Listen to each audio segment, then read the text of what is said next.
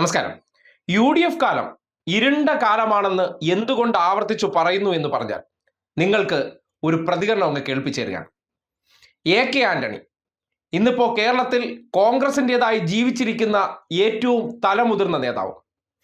അദ്ദേഹം 2015 കാലഘട്ടത്തിൽ, 2011 മുതൽ 16 വരെ ഉമ്മൻചാണ്ടി ഭരിച്ചിരുന്ന കാലഘട്ടത്തിൽ കേരളത്തിൽ സുന്ദര സുരഭിലമാണെന്നാണല്ലോ കോൺഗ്രസ്സുകാർ പറയുന്നത്.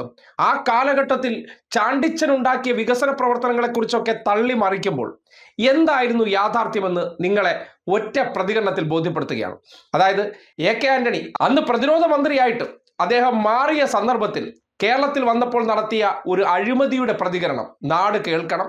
അതിനോടൊപ്പം അന്നത്തെ ആഭ്യന്തരമന്ത്രിയായിട്ടുള്ള രമേശ് ചെന്നിത്തലയും KPCC പ്രസിഡന്റായിട്ടുള്ള VM സുധീരൻ എങ്ങനെയാണ് അഴിമതിയെക്കുറിച്ച് അല്ലെങ്കിൽ ആ ഇരുണ്ട കാലഘട്ടത്തെക്കുറിച്ച് ആന്റണി പറഞ്ഞ വാചകത്തെ ഓൺ ചെയ്തതെന്ന് കേട്ടതിന് ശേഷം നിങ്ങൾ സ്വയം ചിന്തിക്കേണ്ടതാണ്. എല്ലാ മേഖലയിലും അഴിമതി ഇന്ന് കൂടുതലുണ്ട്. സർക്കാർ മേഖലയിലുണ്ട്, സ്വകാര്യ മേഖലയിലുണ്ട്, കോളേജ് അധ്യാപക നിയമനത്തിലുണ്ട്, വിദ്യാർത്ഥി പ്രവേശനത്തിലുണ്ട്, തദ്ദേശ സ്വയംഭരണ സ്ഥാപനങ്ങളുണ്ട്. അങ്ങനെ ജീവിതത്തിലെ പ്രധാനപ്പെട്ട എല്ലാ മേഖലയിലും കാശ് കൊടുക്കാതെ കാര്യം നടക്കില്ല എന്നാണ് നാട്ടുകാർ പറയുന്നത്. ഏതൊക്കെ ഒരു മേഖലയെ ഉദ്ദേശമല്ല പറയുന്നത്. അപ്പോൾ ഇത് നമ്മുടെ സംസ്ഥാനത്തിന്റെ ഒരു വല്ലാത്തൊരു ശാപമാണ്.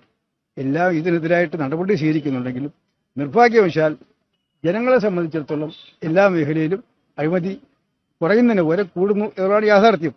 അതെല്ലാവരും കൂടെ അത് മനസ്സിലാക്കി അതിനെതിരായിട്ട് വാക്കുകളല്ല, പ്രസംഗങ്ങളല്ല, ആത്മാർത്ഥമായ നടപടിയാണ് വേണ്ടതാണ് എനിക്ക് അതിനെക്കുറിച്ച് പറയാനുള്ളത്. അനുകൂലിക്കാൻ എത്തിയവരും ചില്ലറക്കാരല്ല. AK ആന്റണി പറയുന്നത് ശരിയാണ്. താരതമ്യേന അഴിമതി കേരളത്തിൽ ഇപ്പോൾ വർദ്ധിച്ചിരിക്കുകയാണ്. അത് ഇന്ത്യൻ സംസ്ഥാനങ്ങളിൽ വെച്ച് കേരളമായിരുന്നു അഴിമതി ഏറ്റവും കൂടുതലുള്ള സംസ്ഥാനം. പക്ഷെ പൊതുജീവിതത്തിലും ഔദ്യോഗിക രംഗത്തുമെല്ലാം ഇപ്പോൾ അഴിമതി വർദ്ധിച്ചു എന്നുള്ള AK ആന്റണിയുടെ അഭിപ്രായം ശരിയാണ്. AK ആന്റണി പ്രകടിപ്പിച്ചത് വളരെ പ്രധാനപ്പെട്ട ഒരു കാര്യമാണ്. അഴിമതി വർദ്ധിച്ചു വരുന്നു എന്നുള്ള അദ്ദേഹത്തിന്റെ ഒരു ഒബ്സർവേഷൻ അതീവ ഗൗരവത്തോടുകൂടി തന്നെയാണ് കാണുന്നത്. കേട്ടല്ലോ, അഴിമതി അരങ്ങുവാണ സന്ദർഭമാണ്. ഇന്നിപ്പോ മത്സരിക്കാൻ നിൽക്കുന്നവർ എല്ലാവരും ഉണ്ടായിരുന്ന കാലഘട്ടത്തിൽ എന്തായിരുന്നു 2016 വരെ നടന്നതെന്നും ആ 2016 നിന്ന് 2026 എത്തുന്ന 10 വർഷം കേരളത്തിൽ അഴിമതി എന്നതും ഏകദേശം 90% അമർച്ച ചെയ്യാൻ പറ്റി എന്നുള്ളതും ഒപ്പം തന്നെ സേവനങ്ങൾ അഴിമതി കുറയ്ക്കാൻ വേണ്ടി ഓൺലൈനാക്കി എന്നുള്ളതാണ് ഈ സർക്കാരിൻ്റെ വിപ്ലവകരമായിട്ടുള്ള മാറ്റങ്ങൾ എന്ന് പറയുന്നത്. LDF സർക്കാർ ചെയ്ത പ്രവർത്തനങ്ങളിൽ ഏതെങ്കിലും ഒരു മുതിർന്ന നേതാവിന് വന്നിട്ട് അഴിമതിയാണെന്ന് പറയേണ്ടി വരുന്നുണ്ടോ? ഇല്ലല്ലോ. അന്ന് ആന്റണി പറയുമ്പോൾ കേരളത്തിന്റെ ആഭ്യന്തരമന്ത്രി പറയുകയാണ് അഴിമതി കൂടിയിട്ടുണ്ട് എന്നുള്ള കാര്യം. അപ്പോ ഇവിടെ ഇവർ തള്ളി മറിക്കുന്നത് പോലെ ഇവരും ഇവരുടെ കുറെ പ്രചാരകരായിട്ടുള്ള മാധ്യമപ്രവർത്തകർ പറയുന്നതിനപ്പുറം ഇവിടെ ഒരു ഭരണം ഉണ്ടായിരുന്നു. ഇരുണ്ട കാലമായിരുന്നില്ലേ? ഈ അഴിമതി നടത്തുക എന്ന് പറഞ്ഞാൽ എന്താണ് അർത്ഥം? ജനങ്ങൾക്ക് ചെയ്തു കൊടുക്കുന്ന സേവനങ്ങളിൽ മുഴുവൻ ഉദ്യോഗസ്ഥർ കൈക്കൂലി വാങ്ങിയിരുന്ന ഒരു കാലഘട്ടം. ആ അഴിമതി നടത്തിയിരുന്നതിന് വലിയ തോതിൽ അമർച്ച ചെയ്യാനായിട്ട് 10 വർഷം കൊണ്ട് സാധിച്ചു എന്ന് പറഞ്ഞാൽ അതൊരു സർക്കാരിൻ്റെ നേട്ടമാണോ ഇല്ലയോ? കേരളം ഇന്ന് കാണുന്ന പല മാറ്റങ്ങളിലെ ഏറ്റവും സുപ്രധാനമാണ് അഴിമതി ഇല്ലാതാക്കാൻ കഴിഞ്ഞു എന്നുള്ള കാര്യം.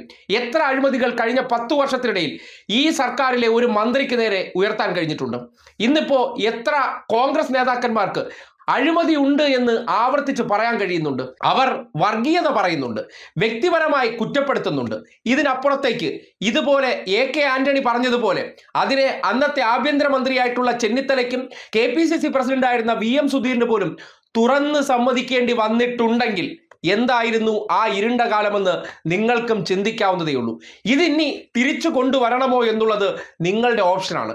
ഈ അവസ്ഥയിലേക്ക് എന്തിനും ഏതിനും പണം കൊടുത്താൽ മാത്രം നടക്കുന്ന അവസ്ഥയിലേക്ക് കേരളം തിരികെ പോണോ? കാര്യം ഭരിക്കുന്നവരുടെ കഴിവുകേടായിരുന്നു അങ്ങനത്തെ ഒരു ദുരവസ്ഥയിൽ ഈ നാടിനെ കൊണ്ട് ചെന്നെത്തിച്ചത്.